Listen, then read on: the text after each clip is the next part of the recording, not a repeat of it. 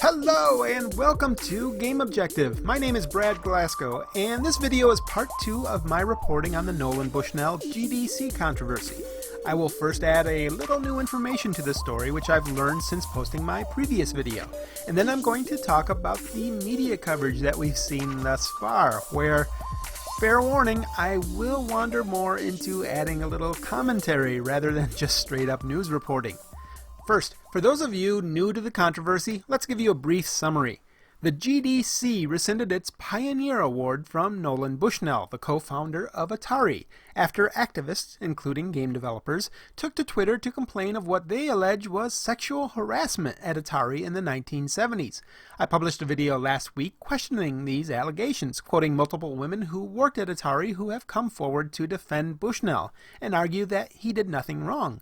I also quoted Al Alcorn, the designer of Pong, who was the source of one of the stories that Brianna Wu used to claim sexual harassment, and he directly refuted her interpretation of his story. There have been no people who have worked with Nolan Bushnell who have come forward to say that any impropriety ever took place, and that has not changed since the claims made on Twitter on January 30th. So, there's the summary. Let's add a little new information to this story that I didn't cover in the video, though I did touch on it somewhat in the article. I am speaking, of course, of the t-shirt. Ray Kassar, who would eventually replace Nolan Bushnell as Atari CEO after Warner took over the company, gave an interview to Gamasutra where he claimed that in their first meeting, Nolan Bushnell wore a t-shirt that said, "I love to F." None of the former Atari employees that I spoke with remembered that shirt, but I have now heard from multiple sources that refute that Bushnell ever did wear that shirt or ever would wear it. Lonnie Reeder, who I quoted extensively in the past video, said that Bushnell never wore such a shirt and suggested that Kassar may have misremembered it for the shirt of another employee at Atari who wore a shirt that said, "I'm a effing genius." She posted a picture on Twitter. I've heard from other sources now that refute that Bushnell wore the shirt, and while it's impossible to prove a negative, they point out a couple of relevant points. At the time of that meeting between Bushnell and Kassar, Bushnell was a newlywed, having just married his wife of now 40 years. I've had multiple sources who know Bushnell and his wife who have told me that Bushnell's wife would never have allowed him to wear such a t-shirt. Another thing that has been pointed out to me is that Nolan Bushnell grew up as a Mormon. Now, Kassar is a controversial figure among former Atari workers. According to his Wikipedia entry, he referred to Atari programmers as high-strung prima donnas in 1979, and nearly all of the original staff from Atari quit or were fired, including Al Alcorn. As I said, I can't prove a negative here. I can't prove that Bushnell never wore that shirt, and Ray Kassar sadly passed away just this past December. So it's up to you to decide. But I did want to relay to you that people from the Bushnell side of the story are more strongly refuting that allegation now. Also, if you remember in the earlier video, I talked about a t-shirt that female employees of Atari did wear that said, "Grab my trackballs." After watching the video, a former Atari employee was kind enough to share a picture of that very t-shirt. He added, "Atari was the most inclusive, non-judgmental place I have ever worked. It was groundbreaking in that respect for the mid-70s. That philosophy came right from the top with Nolan. He treated everyone with respect and kindness regardless of your role in the company. I stand with Nolan 100%. Does that sound familiar? Now, let's talk about the media. And again here, I apologize in advance, but you're going to hear some commentary from me here. It isn't straight up news reporting here. The media coverage of this story began with the article in The Verge. As I said in the other video, their article was based on 26 tweets by 18 people. Plus there were some extra tweets like Brianna Wu's that were made before it became the #NotNolan campaign. Another article came out in that night of the controversy in Rolling Stone's video game division called Glixel. The next day, the GDC rescinded the award, and then it was a feeding frenzy by the press, and they jumped all over it with another 25-ish articles. I mentioned in the last video that there was one article in Replay magazine that did talk to Elaine Shirley, a former Atari employee, to get her take on the matter. Other than that, none of these articles bothered to critically examine the accusations made against Nolan Bushnell. Then, on February 7th, I finally published my report. Now, let me briefly talk you through how I managed to do what all these other journalists did not. This is the story of my investigative journalism here. Within 2 minutes of Googling Atari history, you quickly come up on the book by Marty Goldberg and Kurt Vendel called Atari Inc. Business is Fun, which is really the definitive encyclopedia on Atari. I sent Kurt Vendel an email, and that was it.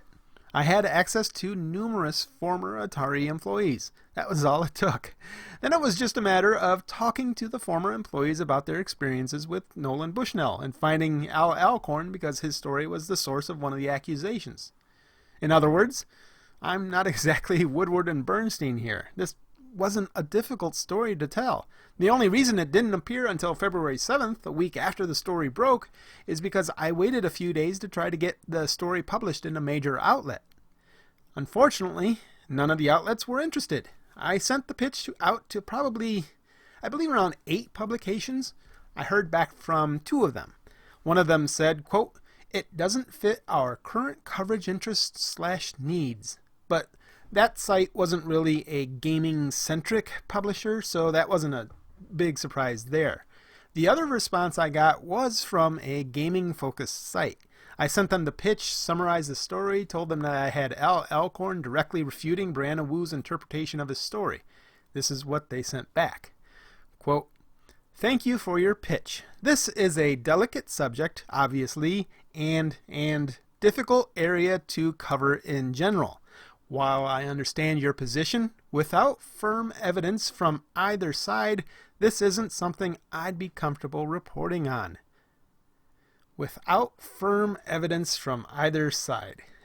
I'll be honest, I was pissed off. And to tell you the truth, I'm still pissed off here. These publications were saying that these women, most of whom were not even born when Bushnell was at Atari, are worth listening to, while the multiple women who worked at Atari, who actually pioneered the video game industry, they were not. We had Glixel and The Verge quoting and even interviewing Brianna Wu and parroting her claims against Nolan Bushnell without bothering to question whether her account is even accurate. That's not journalism. It's straight up propaganda. These publications unquestioningly provided a platform to Brianna Wu and Jennifer Shirley and Elizabeth Sampat and others. They may as well let them write their own stories. I've tried to contact the writers from The Verge and Glixel, and guess what? No response. I sent a note to Brian Crescente, who actually teaches video game journalism, and I asked him why he parroted Brianna Wu's claims without evidence. No response. I did actually ask him a little nicer than that, but still no response. Now, to be fair to the other articles that came out after the GDC decision, most of them were simply reporting that the GDC rescinded the award. Those that simply reported the news without interviewing Brianna Wu or the others, I can somewhat give them a pass on this, I guess. Owen Good, for example, who is a reporter for Polygon, who I personally like him and I respect him, he reported the news of the story and tried to reach out to Nolan Bushnell. That, in my opinion, that's okay. I do wish he and these other people would have dug deeper into the story, however. But that's investigative journalism, and investigative journalism is expensive and doesn't generally give these publications a decent return on their investment. But then we have the Kotaku article. Yesterday, Kotaku finally stepped up to the plate and tried to do some real reporting. They even talked to some people that I didn't. But Kotaku, being Kotaku, they inserted their political agenda all throughout the story. They did not mention Brianna Wu once, the candidate for United States Congress who is widely credited for starting this whole controversy. The only reason I can see why they didn't mention Wu is because there's no way to tell the truth of this story where Brianna Wu comes off looking good. You saw what happened when I said, "Hey, Brianna, the people of Atari say you're wrong on all accounts." She came after me and didn't address the women of Atari who spoke up. The Kotaku article also talked with 2 of the not Nolan supporters and provided them with quite a bit of article real estate. They talked to Carly Koshurek, a professor who retold a story of people saying sexist things. The implication here is that maybe these women at Atari didn't view things as sexist at the time, but when looking back, maybe they were sexist. There's no actual evidence for that, of course, but again, this is Kotaku. They also talked to Jillian Smith, who said, quote, We know sexism is not dead in our industry. Independent of the experiences individual women had, whether they found it empowering and joyful or whether they found it less so, we can't deny that there's sexist behavior happening in the games industry today. What a load of bullshit. Sexism is not dead in our industry. That's true. What does that have to do with what happened 40 years ago at Atari? This quote is also meant to call into question two things. First, that there may have been sexual harassment at Atari that we don't know of. In other words, we're now castigating Nolan Bushnell because of something that might have possibly happened, even though there's no evidence that it actually did. Second, the quote is condescending to the women of Atari. Maybe they felt their sexual harassment was empowering and joyful. Maybe they just didn't know better, despite the fact that many of them are now Me Too survivors who say that they know the difference. Lonnie Reeder is one of those who specifically said that she knows the difference between real sexual harassment and what happened at Atari. She was interviewed for the Kotaku piece, and she's not at all happy with their coverage. She feels that Kotaku tried too hard to depict Atari as the Playboy Mansion with Nolan Bushnell as Hugh Hefner, which is not at all accurate, she says. She said that she spoke with the writer Cecilia D'Anastasio for about an hour, and the vast majority of that was left on the cutting room floor.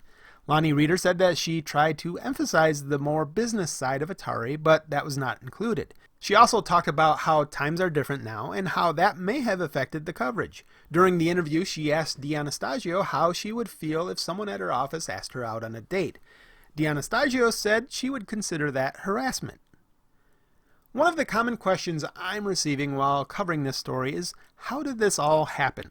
How is it that Brianna Wu has so much power, and why did the media not do their jobs? Several of the former Atari people have asked me about this. And the only thing I can do here is point at Dean Takahashi of the Cuphead video fame. He wrote about this story after the GDC decision, but in his story he mentioned the Atari Museum Group, and he had seen Lonnie Reeder's statement speaking out against these allegations. Yet he gave a quote to Brianna Wu, and he did not quote Lonnie Reeder. He made a choice to listen to one side over the people who worked there. He made that choice because that is how journalism, especially game journalism, works today. All of these people in game journalism hold the same ideological values as Brianna Wu. They believe in social justice. The thing is, everyone believes in social justice. Justice is a good thing. But there's this far left version of social justice, commonly referred to as intersectionalism, and the people who believe in it have shown time and time again that they will sacrifice their journalistic integrity for their political beliefs. That is how this story happened. People sacrificed their integrity to make a political statement, and Nolan Bushnell is the unfortunate sacrificial lamb for the progress. Missing in all of this story is the GDC. I've tried many times now to contact the GDC. I've gotten in touch with some of the people who are on the GDC committee, but they tell me that their position is only for deciding who gets to speak at GDC, and the award committee is a separate thing. And so this is where we're at now. The GDC made a decision in less than 1 day on the matter, even though it took me and Kotaku several days to investigate and at least attempt to report the actual facts. Meanwhile, the people who worked for Atari, they're angry. They have not been listened to except by me, and I'm just some small fry who lives in a town without a stoplight, and I can't get a story published. These people, they deserve to be heard, and luckily, they are being heard, at least by some.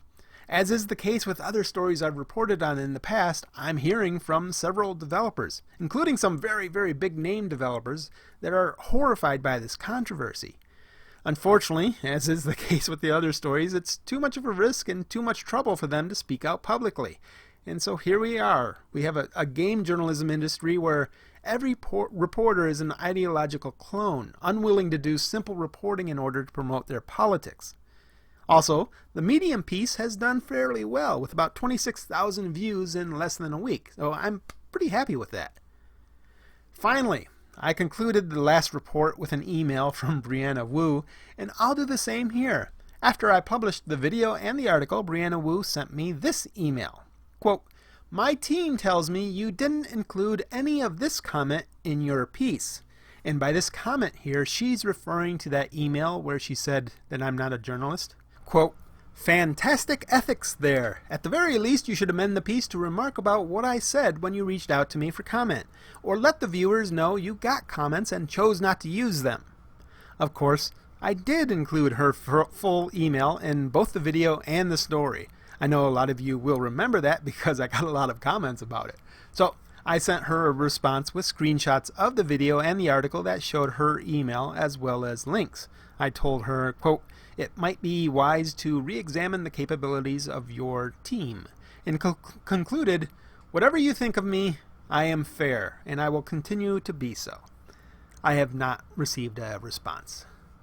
On a personal note, I am fair, and I will continue to be so, and I'd like to thank all of you who have supported me during this controversy.